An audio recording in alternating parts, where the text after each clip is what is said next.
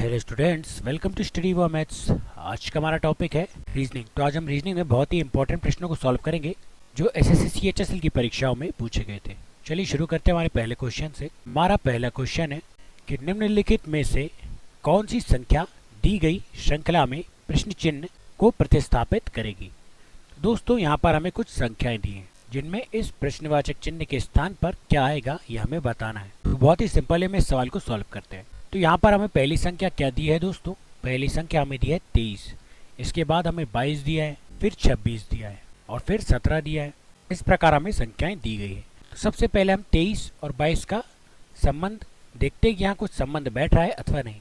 तो 23 से 22 कितना कम है दोस्तों? 23 से 22 1 कम है। और यहाँ पे 22 से यह 26 तो अधिक हो गया, तो यहाँ पर कम का लॉजिक नहीं बैठ रहा है दोस्तों। तो एक संख्या छोड़ कम हम यहाँ पर लॉजिक चेक करते हैं, अर्थात 22 को छोड़कर हम 23 और 26 का संबंध ज्ञात करते हैं। तो 23 से 26 कितना अधिक है दोस्तों? 23 से 26 3 अधिक है। और यदि 26 से 17 को छोड़कर 26 से 33 का संबंध चेक करें तो 26 से 33 कितना अधिक है दोस्तों? 26 से 33 7 अधिक है। तो यहाँ पर क्या हो रहा है दोस्तों कि अभाज्य संख्याओं का यूज यहाँ पर किया जा रहा है, जिसमें किसी अन्य संख्या का भाग नहीं जाता, वह संख्या यहाँ पर प्रयोग की जा रही है। चलिए यहाँ पर एक छोटी वाली संख्या भी चेक कर लेते हैं। तो यहाँ पर 22 और 17 का हम संबंध चेक कर लेते हैं। तो 22 से 17 में कितना डिफरेंस है दोस्तों? 22 से 17 में यहाँ पर 5 का डिफरेंस है, -5 का डिफरेंस है दोस्तों। और 17 से 8 में कितने का डिफरेंस है? 17 से 8 में डिफरेंस है 9 का। तो यहाँ पर क्या हो रहा है दोस्तों? यहाँ पर दोस्तों सभी विषम संख्याएं ली गई है, 3, 5, 7, 9। एक विषम संख्या को प्लस किया जा रहा है, एक विषम संख्या को माइनस किया जा रहा है, एक को प्लस किया जा रहा है और एक को माइनस किया जा रहा है। तो अब यहाँ पर 9 के बाद अगली विषम संख्या क्या होती है दोस्तों? 9 के बाद होती है 11। तो 33 में क्योंकि यहाँ माइनस एक बार हो चुका, तो अब यहाँ पर प्लस होगा। 33 प्लस 11 हो जाएगा यहाँ पर दोस्तों। तो 33 में जब हम 11 जोड़ेंगे तो यहाँ पर कितना हो जाएगा? तो यहाँ पर हो जाएगा 44।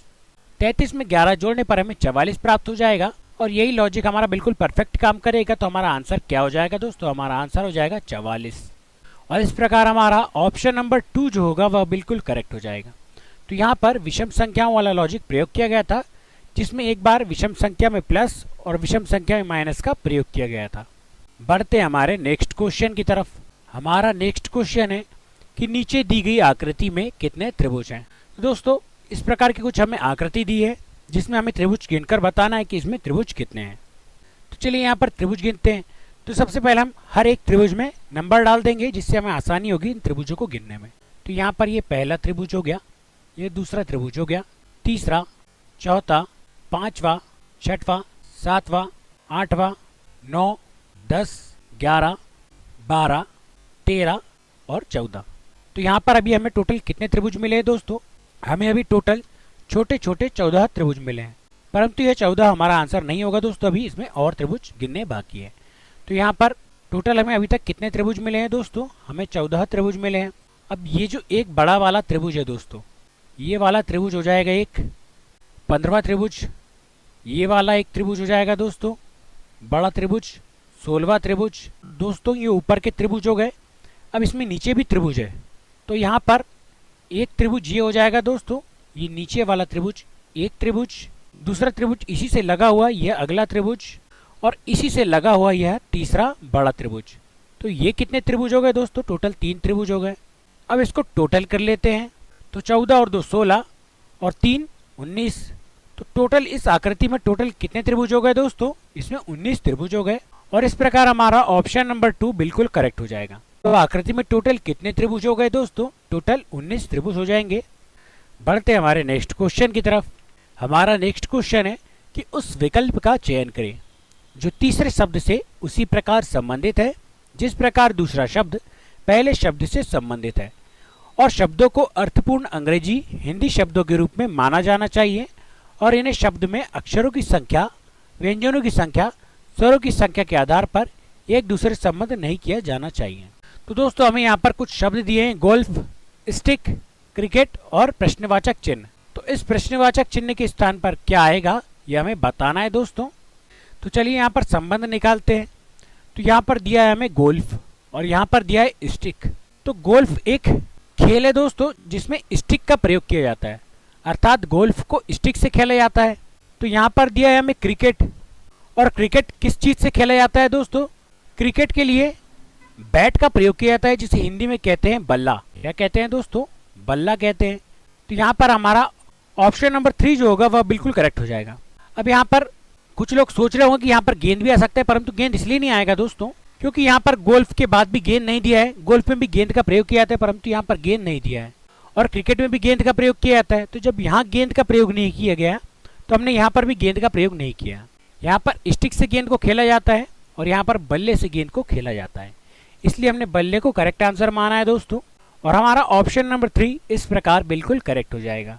बढ़ते हैं हमारे नेक्स्ट क्वेश्चन की तरफ।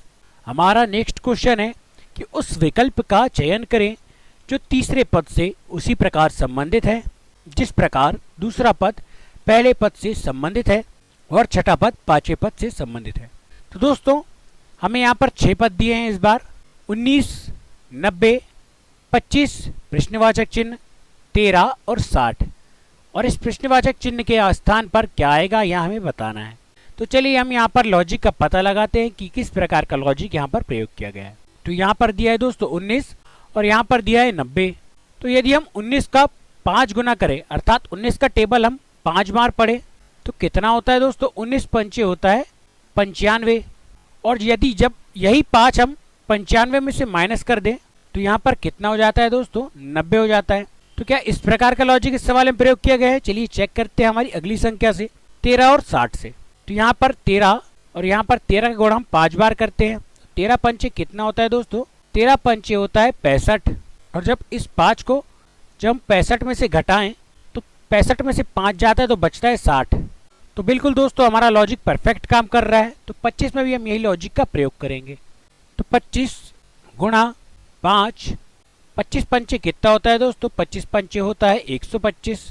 अब फिर से इस 5 को हम इस 125 में से घटा लेंगे तो यहाँ पर कितना हो जाएगा दोस्तों? यहाँ पर हो जाएगा 120, और बिल्कुल दोस्तों हमारा 120 करेक्ट आंसर हो जाएगा। इस प्रकार हमारा ऑप्शन नंबर 2 बिल्कुल करेक्ट हो जाएगा। तो यहाँ पर बहुत ही सिंपल सा लॉजिक लगाया गया था दोस्तों कि पहले एक संख्या में 5 का गुणा किया गया और फिर जो संख्या आई उसमें से 5 माइनस कर दिया गया और संख्या प्राप्त कर ली गई। चलिए बढ़ते हैं हमारे नेक्स्ट क्वेश्चन की तरफ।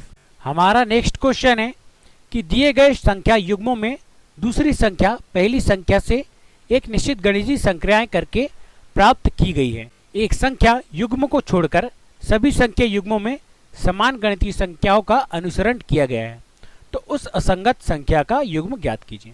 तो यहाँ पर सिंपल सा शब्द यह लिखा हुआ है दोस्तों कि यहाँ पर 3 संख्याएं समान है और एक संख्या भिन्न है, तो उस भिन्न संख्या का हमें पता लगाना है। तो यहाँ पर क्या है दोस्तों? यहाँ पर है 21 और यहाँ पर है 40। इन चारों संख्याओं को हमें चेक करना होगा एक एक करके कि इसमें भिन्न कौन सी है। यहाँ पर है 21 दोस्तों और यहाँ पर है 40। तो यदि हम यहाँ पर 21 का 2 गुना करें या 21 में 2 का गुणा करें तो यहाँ पर कितना होता है दोस्तों? 21 दूनी होता है 42, और यहाँ पर 42 में से 2 अगर माइनस करें तो यहाँ पर कितना होता है दोस्तों? 40, और यहाँ पर आ रहा है 40। अब अगली संख्या भी चेक कर लेते हैं कि क्या यही लॉजिक इस संख्या में भी लगाया गया है। तो यहाँ पर है 43 दोस्तों और यहाँ पर है 84। तो 43 में हम 2 का गुणा करते हैं तो 43 दूनी कितना होता है दोस्तों? 43 दूनी होता है 86, और 86 में से यदि हम 2 को माइनस करें तो यहाँ पर कितना होता है दोस्तों? यहाँ पर होता है 84। तो बिल्कुल दोस्तों संख्याओं में इसी प्रकार का लॉजिक प्रयोग किया गया है। अब यहाँ पर 15 है और यहाँ पर 210 है, तो इस संख्या को भी हम छोड़ देते हैं। पहले हम नीचे वाली संख्या चेक कर लेते हैं दोस्तों। यहाँ पर 19 और 36, तो 19 का गुणा जब हम 2 में करेंगे तो 19 दूनी कितना होता है दोस्तों? 19 दूनी होता है 38, और 38 में से यदि हम 2 माइनस करें तो हमें कितना प्राप्त होता है? हमें प्राप्त होता है 36। तो बिल्कुल दोस्तों 3 संख्याएं हमारी समान है और हमारी भिन्न संख्या क्या हो जाएगी? हमारी भिन्न संख्या हो जाएगी ऑप्शन नंबर 3, 15, 210, क्योंकि इस संख्या का लॉजिक इन तीनों संख्याओं से भिन्न है। क्योंकि यदि हम 15 का 2 गुना करें तो 15 दूनी कितना होता है दोस्तों? 15 दूनी होता है 30, और 30 में से 2 माइनस करेंगे तो हमें 28 प्राप्त होगा, परंतु यहाँ 28 ना देकर 210 दिया है, तो यह बिल्कुल इनकरेक्ट आंसर है दोस्तों इसमें। तो असंगत संख्या क्या हो जाएगी? ऑप्शन नंबर 3 हमारा बिल्कुल करेक्ट आंसर हो जाएगा। बढ़ते हमारे नेक्स्ट क्वेश्चन की तरफ। हमारा नेक्स्ट क्वेश्चन है कि उस विकल्प का चयन कीजिए जो 5वें पद से उसी प्रकार संबंधित है जिस प्रकार दूसरा पद पहले पद से और चौथा पद तीसरे पद से संबंधित है। तो यहाँ पर दोस्तों हमें 6 शब्द दिए हैं: पर्ल, उसकी कूट, अल्ट्रा, कूट, वायरल और उसका कूट हमें बताना है क्योंकि यहाँ पर है प्रश्नवाचक चिन्ह। तो चलिए हमारे वर्ड चेक कर लेते हैं कि इनके बीच क्या लॉजिक लगाकर इन कूट यह कूट बनाया जा रहा है। ये हमारे वर्ड आ चुके हैं दोस्तों। पर्ल, जिसको कुछ इस प्रकार लिखा गया है। तो चलिए इसे किस प्रकार लिखा गया है ये चेक करते हैं। तो यहाँ पर है दोस्तों पी, और नीचे वाली जो हमें वर्ड दिया है इसमें पी है क्या? दोस्तों जरूर पी है इसमें। तो पी का इस पी से अगर हम संबंध बिठा लें तो यहाँ पर क्रॉस बन रहा है दोस्तों। अब ई को भी चेक कर लेते हैं दोस्तों।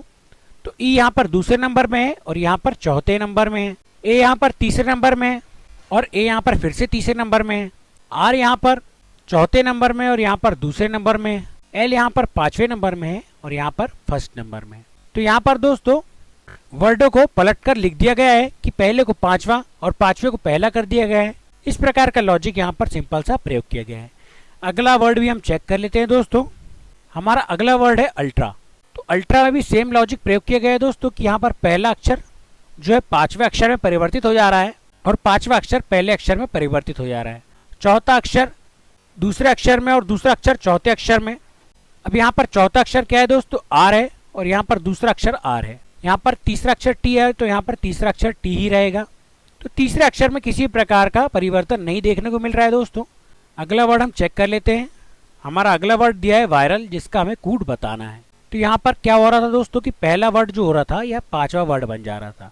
तो यहाँ पर पांचवा वर्ड क्या हो जाएगा? इस बार वी हो जाएगा और जो पांचवा वर्ड था यहाँ आकर यह पहला वर्ड हो जा रहा है। तो एल यहाँ पर आ जाएगा दोस्तों। आई यहाँ पर दूसरा वर्ड था तो यहाँ पर आकर यह चौथा वर्ड हो जाएगा। ए यहाँ पर चौथा वर्ड था तो यहाँ पर आकर यह दूसरा वर्ड हो जाएगा। आर यहाँ पर तीसरा वर्ड था तो तीसरा ही वर्ड रहेगा। तो हमारा वर्ड क्या बन गया दोस्तों? LARIV। तो इस प्रकार का हमें ऑप्शन दिखाई दे रहा है कि दोस्तों LARIV।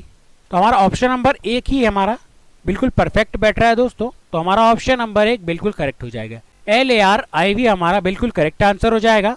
यहाँ पर सिंपल सा लॉजिक क्रॉस प्रयोग किया गया है दोस्तों कि पहले अक्षर को पांचवा और पांचवें अक्षर को पहला और दूसरे अक्षर को चौथा और चौथे अक्षर को दूसरा। इस प्रकार लॉजिक यहाँ पर लगाया गया है। बढ़ते हमारे नेक्स्ट क्वेश्चन की तरफ।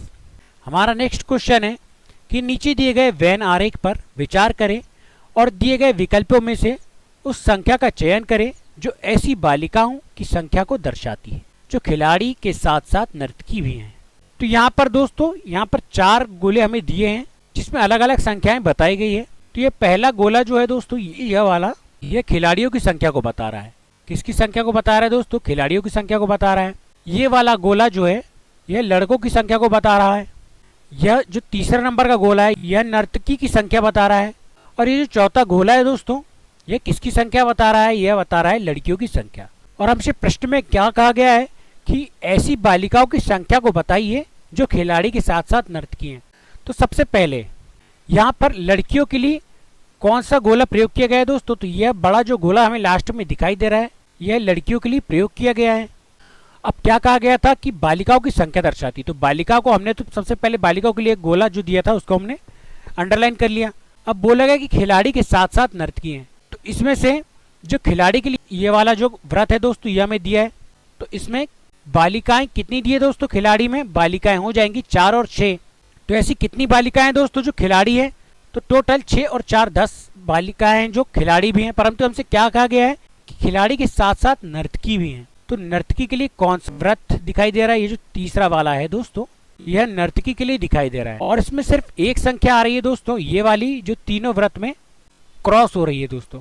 कौन सी संख्या? 6, जो तीनों व्रत के 20 में फंस रही है। तो हमारा आंसर क्या हो जाएगा दोस्तों? हमारा आंसर हो जाएगा 6। तो सिंपली इन प्रकार की आकृतियों में यह बताना होता है कि तीनों में सबसे कॉमन संख्या कौन सी बैठ रही है जो हमसे पूछी गई है। कि हमसे बालिकाओं में खिलाड़ी के साथ साथ नर्तकी भी पूछा गया था। तो सिर्फ 6 ही लोग होंगे जो खिलाड़ी के साथ साथ नर्तकी भी हैं। क्योंकि इसमें अगर सिर्फ खिलाड़ी पूछा जाता जो लड़कियां हैं तो सिर्फ इसमें 6 और 4 दोनों आ जाता। परंतु इसमें 4 जो है वह नर्तकी नहीं है, इसमें 6 अकेले नर्तकी हैं। तो हमारा ऑप्शन नंबर 4 इस प्रकार बिल्कुल करेक्ट हो जाएगा। दोस्तों आज की वीडियो में बस इतना ही। अगर आपको हमारा वीडियो अच्छा लगा है तो हमारे वीडियो को लाइक कीजिए, चैनल को सब्सक्राइब कीजिए और अपने दोस्तों के साथ शेयर कीजिए। और आगे भी ऐसे वीडियोस पाने के लिए हमारे चैनल से जुड़े रहिए। वीडियो देखने के लिए धन्यवाद।